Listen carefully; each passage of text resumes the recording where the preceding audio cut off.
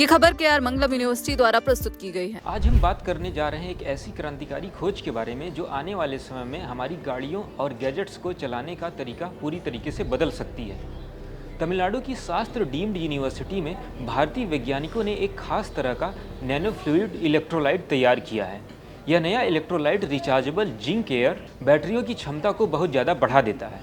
इसका मतलब है कि अब हमें लिथियम आयन बैटरियों के मुकाबले ज़्यादा सुरक्षित, सस्ती और पर्यावरण अनुकूल बैटरियां मिलने वाली हैं। यह पूरी तकनीक भारतीय पेटेंट से सुरक्षित है और बाजार में इस्तेमाल के लिए पूरी तरीके से तैयार भी है।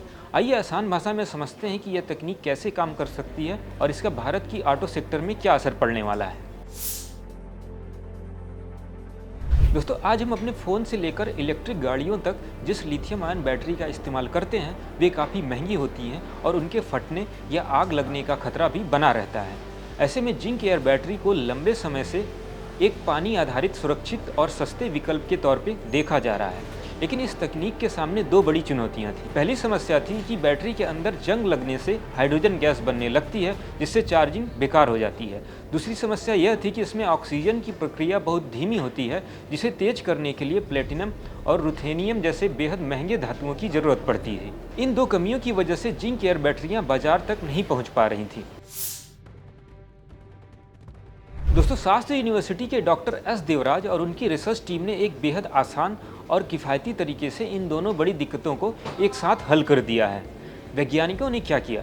उन्होंने साधारण इलेक्ट्रोलाइट में थोड़ी सी मात्रा में बेहद सस्ते सिलिका और जिंक ऑक्साइड के नैनो पार्टिकल्स मिला दिए। इससे जो नैनो फ्लूइड इलेक्ट्रोलाइट बनकर तैयार हुआ उसने कमाल कर दिखाया। इसने बैटरी के अंदर हाइड्रोजन गैस के बनने और जंग लगने की प्रक्रिया को पूरी तरीके से रोक दिया। साथ ही इसने ऑक्सीजन रिएक्शन की रफ्तार को भी काफ़ी तेज कर दिया।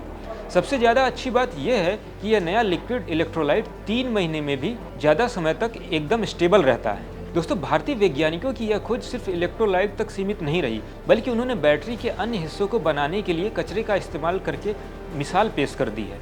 हमारे घरों में इस्तेमाल होकर फेंके जाने वाले वाटर फिल्टर के एक्टिवेटेड कार्बन को एक खास रासायनिक प्रक्रिया से मैग्नीज डाइऑक्साइड के साथ जोड़कर एक बेहतरीन इलेक्ट्रोड तैयार किया गया।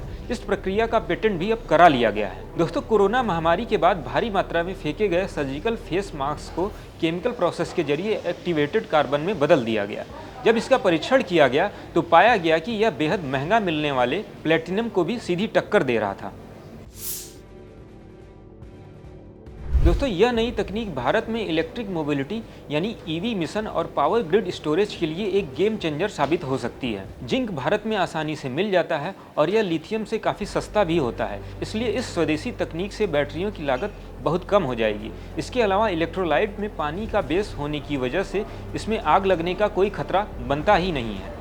विज्ञान और प्रौद्योगिकी विभाग यानी DST द्वारा फंड की गई यह तकनीक भारत को एनर्जी स्टोरेज के क्षेत्र में आत्मनिर्भर बनाने की दिशा में एक बहुत बड़ा कदम माना जा रहा है। दोस्तों, शोधकर्ताओं का मानना है कि उनकी यह तकनीक सिर्फ जिंक एयर बैटरियों तक सीमित नहीं रहेगी। जिस तरीके से उन्होंने प्लास्टिक और कार्बन वेस्ट को रिसाइकिल करके बैटरी का हिस्सा बनाया है, उस तरीके का इस्तेमाल किसी भी तरह के वेस्ट कार्बन सोर्स को अपसाइकिल करने के लिए भी किया जा सकता है। इससे पूरी दुनिया को अगली पीढ़ी के लिए ग्रीन और क्लीन एनर्जी प्रोडक्ट्स बनाने का नया रास्ता मिल गया है। दोस्तों, कुल मिलाकर भारतीय वैज्ञानिकों का यह आविष्कार न सिर्फ इलेक्ट्रॉनिक कचरे को कम करेगा बल्कि हमें लिथियम पर निर्भरता से भी आज़ादी दिलाएगा। सस्ती और सुरक्षित बैटरियों की इस खोज को लेकर आप क्या सोचते हैं? कमेंट करके जरूर बताएं। वीडियो पसंद आया तो लाइक करें, शेयर करें, चैनल को सब्सक्राइब करना ना भूलें।